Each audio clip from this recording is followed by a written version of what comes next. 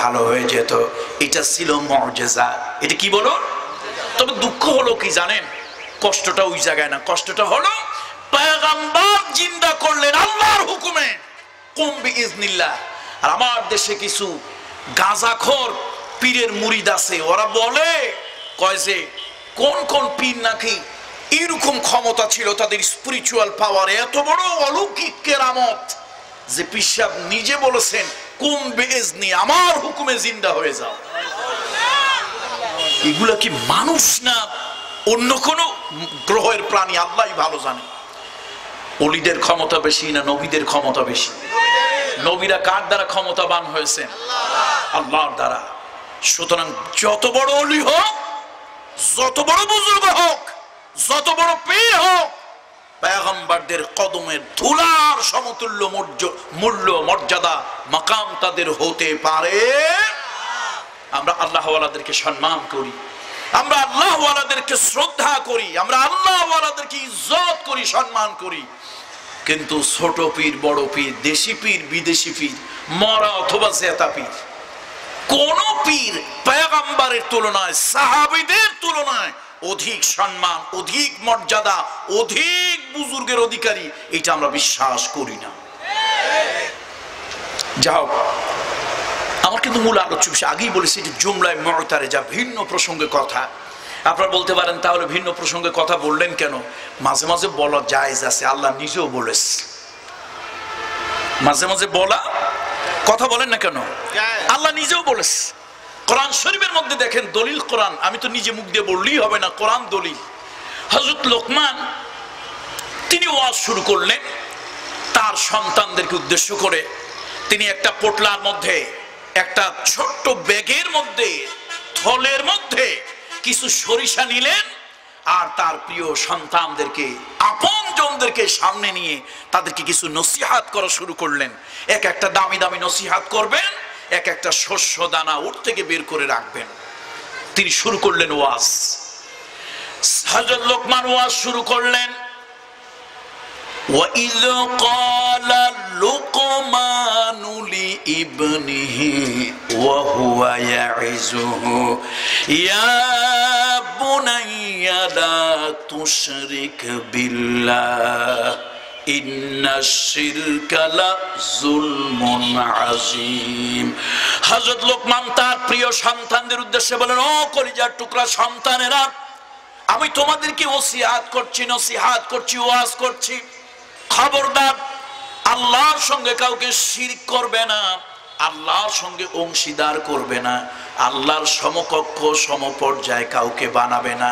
এইটা হলো মারাত্মক গুনাহ, এইটা হলো মারাত্মক গুনাহ। এই যে ওয়াজ দিয়া তিনি শুরু করলেন, আল্লাহ তাআলা আরশে আজিম থেকে ডেকে বলো, ও লোকমান, তোমার ওয়াজ আমি আল্লাহ তাআলার কুদরতি দিল ঠান্ডা হয়ে গেছে, তোমার ওয়াজ আমি আল্লাহ তাআলা পছন্দ করেছি। লোকমান, তুমি অল্প সময়ের জন্য ওয়াজ করা বন্ধ করে দাও, এবার আমি আল্লাহ নিজে ওয়াজ করব। আল্লাহু আকবার। আল্লাহ নিজে এবার ওয়াজ শুরু করলেন। وَوَصَّيْنَا الْإِنسَانَ بِوَالِدَيْهِ حَمَلَتْهُ أُمُّهُ وَهْنًا عَلَى وَهْنٍ وَفِصَالُهُ فِي عَامَيْنِ। আল্লাহু আকবার। তাহলে নির্দিষ্ট বিষয় কথা চলতেছিল, আল্লাহ হঠাৎ করে প্রসঙ্গ পাল্টায় ফেলেছেন। এটা উলামায়ে কেরামরা বলেছেন, মুহাদ্দিসিন মুফাসসিরিনরা বলেছেন যে এটা জুমলায়ে মুতারিজা ঢুকে গেছে। তো আল্লাহ যদি প্রসঙ্গের কথা বলতে গিয়ে নিজে যদি অন্য কোনো প্রসঙ্গ টেনে আনেন, আল্লাহর গোলামেরাও কথা বলতে গিয়ে মাঝে মাঝে একটু ভিন্ন প্রসঙ্গে, প্রসঙ্গের কারণে ভিন্ন প্রসঙ্গে গেলে এটা গুনাহ কিছু নয়, নাজায়েজ নয়। বন্ধুরা আমার, বলছিলাম মুআজিজা আমি বুঝাতে চাচ্ছি, এই পৃথিবীতে আল্লাহ তাআলা যত পয়গম্বর, যত নবী রাসূল আল্লাহ তাআলা পাঠিয়েছেন, কম হোক বেশি হোক, আল্লাহ তাআলা তাদেরকে মুআজিজা দিয়েছিলেন, স্পিরিচুয়াল পাওয়ার, সুপারন্যাচারাল পাওয়ার, আজিজ করনে ওয়ালা চিজ দিয়েছিলেন। আমার নবী মুহাম্মদ সাল্লাল্লাহু আলাইহি ওয়াসাল্লাম, আমার হাবিবে পাক সাল্লাল্লাহু আলাইহি ওয়াসাল্লামের জীবনে 3000-এর ঊর্ধ্বে এরকম মুআজিজা ঘটেছে। কত হাজার? বলুন কত হাজার? 3000-এর ঊর্ধ্বে। দুনিয়ার সকল মুফাসসিরিন মুহাদ্দিসিন এই অভিমত ব্যক্ত করেছেন সর্বশ্রেষ্ঠ মুআজিজার নাম হলো কোরআন। সর্বশ্রেষ্ঠ মুআজিজার নাম কি জোরে বলুন? কোরআনুল কারীম। সুতরাং আজকে সেই কোরআনের তাফসীর, সেই কোরআনুল কারীমের তাফসীর অর্থাৎ বলতে পারেন মুহাম্মদ সাল্লাল্লাহু আলাইহি ওয়াসাল্লামের জীবনের শ্রেষ্ঠ মুআজিজা আলোচিত হচ্ছে। বন্ধুরা আমার, একজন ইসলামী স্কলার, অন্যতম শ্রেষ্ঠ একজন আলেম, সাহাবীদের ভিতরে বিদগ্ধ একজন ব্যক্তিত্ব, তিনি হলেন আব্দুল্লাহ ইবনে মাসউদ। সকলে পড়েন রাদিয়াল্লাহু তাআলা আনহু। এই আব্দুল্লাহ ইবনে আব্বাস আর আব্দুল্লাহ ইবনে মাসউদ ইলমের ব্যাপারে লোকেরা বারবার তাদের কাছে গিয়েছে।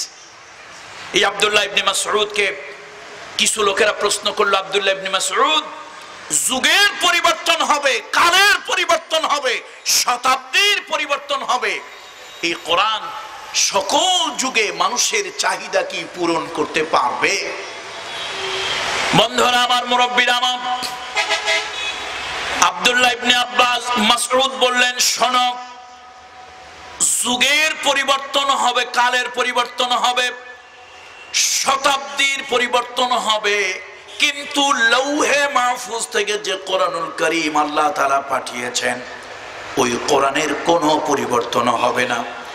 ওই কোরআন যেমনটি এসেছিল তেমনটি থাকবে, কিন্তু প্রত্যেক যুগ এমন ভাবে কোরআনের কাছে ধরা দেবে মনে হবে এই যুগের জন্য কোরআন অবতীর্ণ হয়েছে। আল্লাহু আকবার। আল কোরআনু ইউফাসসিরুহু জামান, আল কোরআনু ইউফাসসিরুহু জামান। সুতরাং যুগ পরিবর্তন হবে, কালের পরিবর্তন হবে, শতাব্দীর পরিবর্তন হবে, কিন্তু কোরআনুল কারীমের পরিবর্তন হবে না। 1450 বছর আগে যে কোরআনুল কারীম পৃথিবীতে এসেছিল, অবিকল, অবিচল, অবিকৃত, সেই কোরআনুল কারীম থাকবে, কিন্তু কোরআনুল কারীম প্রত্যেক যুগের মানুষের জন্য ধরা দেবে যে এটা এই যুগের জন্যই। আলহামদুলিল্লাহ বলুন। কে এই যুগের জন্য কোরআন না? বিজ্ঞান পরিবর্তন হয়েছে, কিন্তু কোরআন পরিবর্তন করার প্রয়োজন হয়েছে? আগামী 100 বছর পর যদি কিয়ামত হয় বা 200 বছর পর হয়, কবে হবে আল্লাহই ভালো জানে, তাহলে কি কোরআন পরিবর্তনের কোনো প্রয়োজন হবে? বরং বিজ্ঞানের ছাত্ররা, ভূগোলের ছাত্ররা ভালো করে শুনে রাখো, তোমার ভূগোল, তোমার বিজ্ঞান তার থিওরি পরিবর্তন করেছে, তার চিন্তা পরিবর্তন করেছে, তার থিসিস পরিবর্তন করেছে, তার গবেষণা পরিবর্তন করেছে, তার অ্যানালাইসিস পরিবর্তন হয়েছে, কিন্তু কোরআনুল কারীম 1450 বছর আগে পৃথিবীতে যেমনটি এসেছিল তেমনটি আছে। কোরআন পরিবর্তন করার কোনো প্রয়োজন হয়নি, আর কিয়ামত পর্যন্ত হবেও না। বন্ধুরা আমার, কিছু নাস্তিক, কিছু মুরতাদ আর কিছু তথাকথিত শিক্ষিত, এরা আবার নিজেদেরকে দাবি করে বুদ্ধিজীবী। আসলে এরা বুদ্ধিজীবী না, এরা হলো পরজীবী। অন্যের মাথায় কাঁঠাল ভেঙে খায়, বুদ্ধি বেঁচে খায়, এই জন্য এগুলি বুদ্ধিজীবী না, এগুলি পরজীবী। এই পরজীবীগুলি বিভিন্ন ধরনের উদ্ধৃতি তারা বিভিন্ন সময় দেয়, কিন্তু দুর্ভাগ্য ওরা কখনো কোরআনুল কারীম থেকে কোনো উদ্ধৃতি কখনো ওরা দেয় না। ঠিক কিনা বলুন? সুতরাং বন্ধুরা আমার, কোরআনুল কারীম আজকে যেহেতু প্রথম মাহফিল আর তাফসীর মাহফিল, একটু ভূমিকা আমি নিলাম, আল্লাহর রাস্তে আপনারা ক্ষমা সুন্দর দৃষ্টিতে দেখবেন। আমি মূল আলোচনা একটু পরেই চলে যাব। বলছিলাম পৃথিবীর অনেক পরিবর্তন আসবে। 50 বছর আগে এই অঞ্চলের মানুষ, 50 বছর আগে, 60 বছর আগে এই অঞ্চলের মানুষ হয় পায়ে হেঁটে কোথাও গিয়েছে অথবা নৌকায় চড়ে কোথাও গিয়েছে। আজকে 50-60 বছর পার হতে এখন ঘর থেকে গাড়িতে উঠে বিভিন্ন জায়গায় চলে যায়। এই যে কালের পরিবর্তন হয়েছে, মানুষের জীবন যাত্রার পরিবর্তন হয়েছে। কথা ঠিক কিনা বলুন? 50-60 বছর আগে এক জায়গা থেকে আরেক জায়গায় একটা সংবাদ পৌঁছানোর জন্য টেলিগ্রাফ ব্যবহার করা হতো, দ্রুত যাওয়ার জন্য টেলিগ্রাফ ব্যবহার করা হতো। এখন তো আর টেলিগ্রাফ ব্যবহার করার প্রয়োজন হয় না, এখন মোবাইল এসেছে, বাটন টিপে শুধু সেন্ড করলেই হলো, ডায়াল করলেই হলো, কল করলেই হলো, মুহূর্তের মধ্যে 1 সেকেন্ডের ভিতরে পৃথিবীর এক প্রান্ত থেকে আর এক প্রান্তে চলে যায়। সুতরাং মানুষের জীবনযাত্রার পরিবর্তন হয়েছে, মানুষের জীবনযাত্রার পরিবর্তন হয়েছে, কিন্তু কোরআনুল কারীম যেমনটি এসেছিল পৃথিবীতে তেমন আছে। কিয়ামত পর্যন্ত কোরআন পাল্টানোর কোনো প্রয়োজন হবে না। আল্লাহু আকবার। এই যে সামান্য একটা, কিছু লোকেরা তো খুব ফুটাঙ্গিরি দেখায়, খুব বাহাদুরি করে। আরে মিয়া, এত ফুটাঙ্গিরি এত বাহাদুরি করো, তোমার বিজ্ঞান সামান্য একটা সিদ্ধান্তে উপনীত হতে, ডিটারমাইন্ড হতে বিজ্ঞান 400 বছর পার করেছে, কিন্তু কোরআনুল কারীম সেই 1400 1450 বছর আগে যেমনটি পৃথিবীতে এসেছিল আজকে এমনটি আছে, কিন্তু কোরআনের প্রয়োজনীয়তা ফুরিয়ে যায়নি। আল্লাহু আকবার।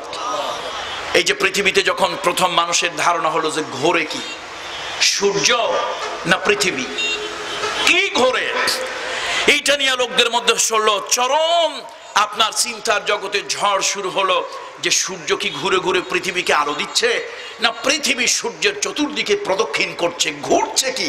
লোকেরা জিজ্ঞেস করলো টমেলিকে, স্যার আপনি গবেষক বলুন ঘোরে কি?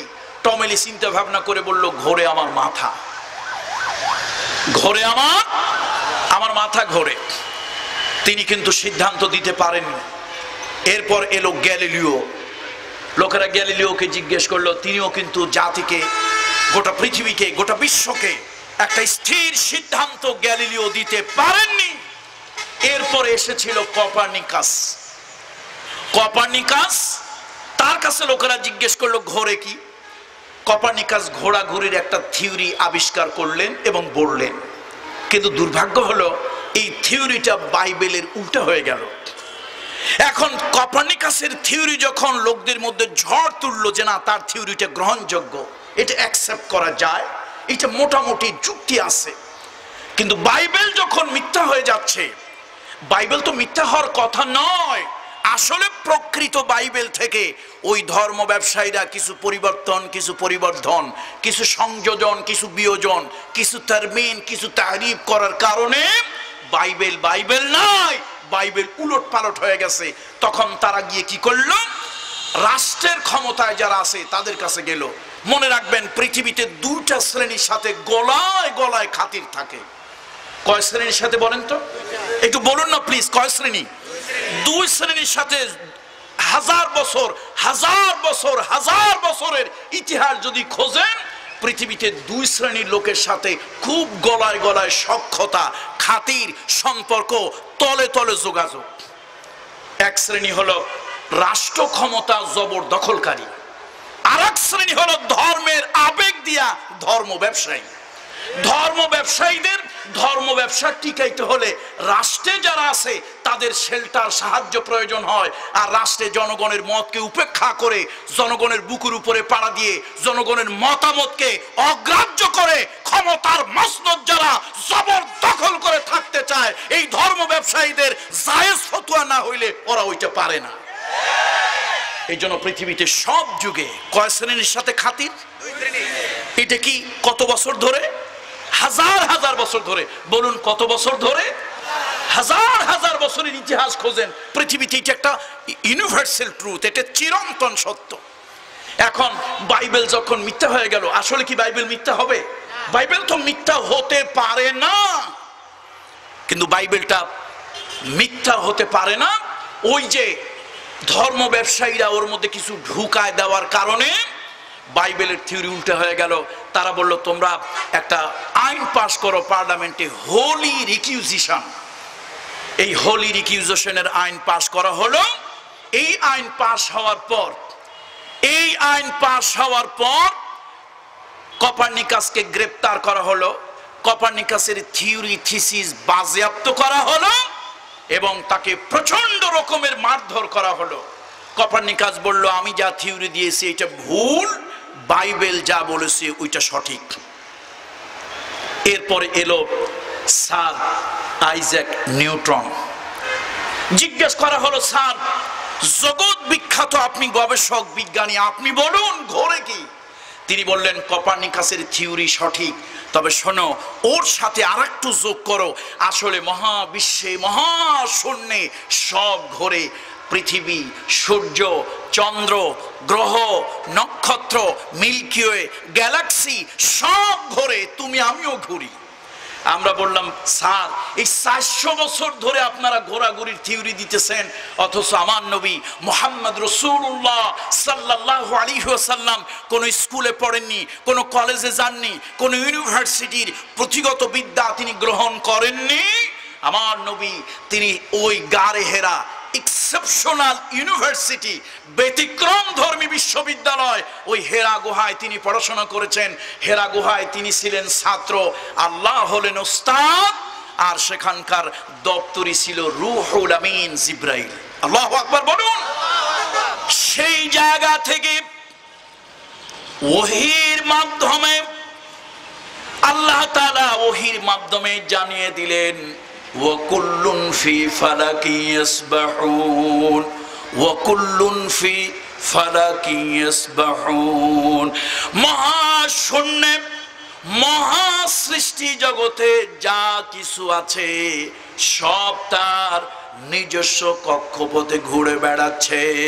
ও বিজ্ঞানের বন্ধুরা, সামান্য একটা থিওরি মানুষের সামনে দেওয়ার জন্য বিজ্ঞানের 400 বছর পার হয়ে গেল, অথচ আমার নবী মুহাম্মদ রাসূলুল্লাহ সাল্লাল্লাহু আলাইহি সাল্লাম তার জবান দিয়ে আল্লাহ তাআলা বের করলেন কোরআনুল কারীম।